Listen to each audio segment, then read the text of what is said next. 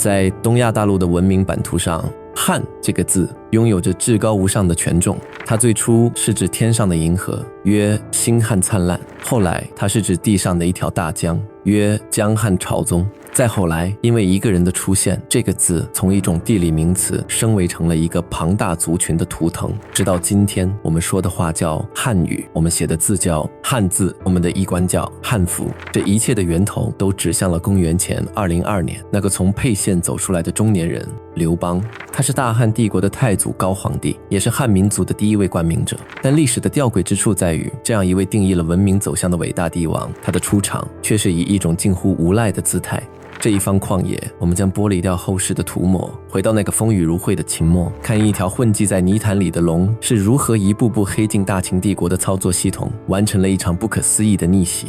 公元前209年之前，刘邦47岁，在那个平均寿命只有30多岁的年代，这已经是一个半截入土的年纪。翻开史书，这一时期的刘邦简直是反面教材的集大成者。不是家人生产作业，他不种地，不经商，整日游手好闲。他贪杯好色，常去王媪、五父两家酒肆赊账，喝醉了就躺在地上睡觉。在任何人眼里，这都是一个标准的废柴。但他拥有一种那个时代最稀缺的能力——识人与被识。这就要说到那个著名的历史细节：吕公嫁女。当时单父县的富豪吕公为了躲避仇家，搬到了沛县。沛县的豪杰吏员听说县令的贵客到了，纷纷带着礼金去祝贺。负责登记礼金的人是萧何，他定了个规矩：进不满1000钱坐之堂下，没钱的坐外面吃。这时候身无分文的刘邦来了，他根本不在乎规矩，在门口高喊一声贺钱万，1万钱在当时是一笔巨款。萧何吓了一跳，他太了解刘邦了，直接说刘季故多，大言少成事。这个人就是爱吹牛，没干过实事。但吕公听到了，他不仅没生气，反而大惊起迎之门。为什么？因为吕公擅长一门古老的技术——相面。史记记载，吕公看到刘邦的第一眼就被震撼了，状貌龙颜而美丽的虚然，左骨有72黑子。在高鼻深目的吕公眼里，这个中年混混的面相贵不可言。酒席之中，吕公对刘邦极尽恭敬，甚至目以眼，示意他留下来。宴会结束后，吕公说：臣少好乡人，乡人多矣，吾如迹象，愿寄自爱。臣有妻女，愿为姬肘妾。我看了一辈子面相，没见过你这么贵的。我有个亲生女儿，希望能嫁给你做老婆。这个女儿就是后来的吕雉，这就是刘邦的本事。他1分钱没花，凭着一张脸一张嘴，撬动了沛县最高端的资源，完成了人生第一次天使轮融资。如果说娶吕雉是刘邦的第一桶金，那么斩白蛇就是他为自己打造的政治外挂。秦2世元年，刘邦以亭长的身份押送仆役去骊山修陵，一路上仆役逃跑了大半，走到丰西泽时，刘邦停了下来，他做了一道算术题，照这个速度到了骊山，人也跑光了，自己也是死罪，既然横竖是死，不如赌一把大的。他买来酒肉和大家痛饮，趁着酒劲，他解开了仆役的绳索，公等皆去，无以从此事矣。这是极其高明的一招，他用义气置换了管理权。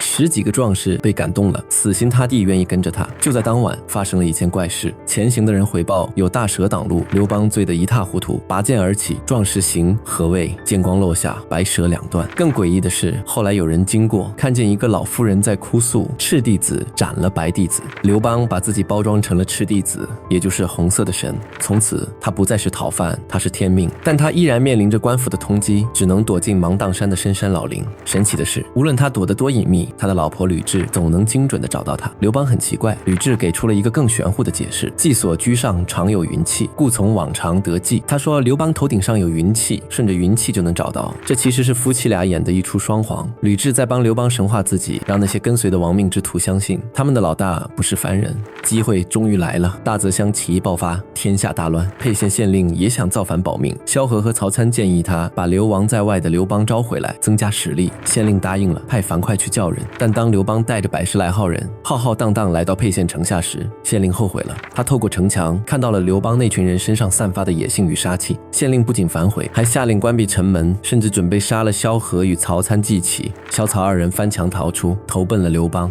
面对紧闭的城门，刘邦没有强攻，他博书传檄，箭射城头，直抵沛县父老。信的核心逻辑只有一条：天下苦情久矣，县令反复无常，如果秦军打回来，你们都要被屠城，不如杀了县令，我们一起保卫家乡。这封信击穿了城内百姓的心理防线，大家都是为了活命，谁当老大不重要，重要的是谁能带我们活下去。于是百姓冲入县衙，杀之，开城门迎刘邦。这一天，萧何、曹参这些秦朝的精英官僚看着眼前这个被百姓拥簇的中年人，心甘情愿地退到了幕后。他们把刘邦推上了首领的位置，尊称沛公。